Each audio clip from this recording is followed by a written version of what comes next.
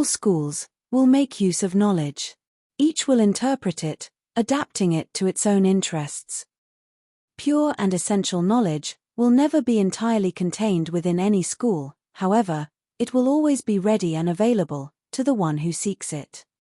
It is curious how beings call natural that which, in fact, is not. The defense of a naturalness that is not genuinely natural is a recurring reflection of ignorance. Messianic compassion manifests in the way beings freely embrace a preconceived notion of life. The book is written for all, but it will only open to the one who, among all, truly desires knowledge. It is curious how the being believes, their actions are in full harmony with what they believe. Even more curious is the fact that the being places these beliefs in what they call conscience, which only reveals their total ignorance of the real meaning of that concept. Not allowing the characters in a story to take control of the narrative reveals the presence of the actor.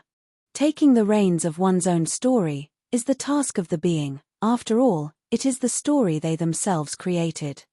Human science, contrary to what general perception suggests, places the human being in a state of almost imperceptible smallness.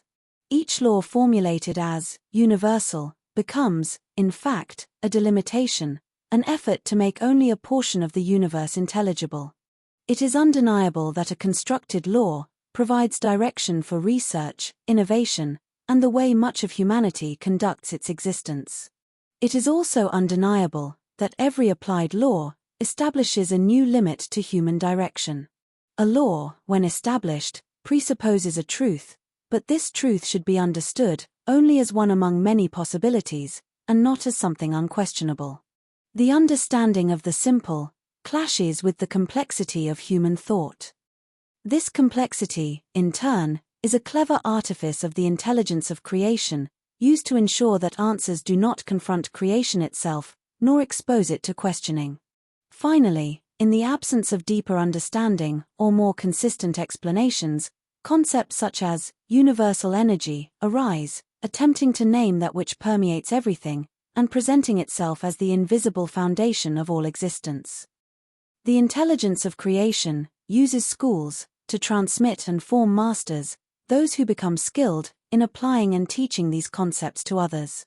The being, in turn, abdicates the power that is inherent to them, replacing it with a power from an external energy, taken as true and unique.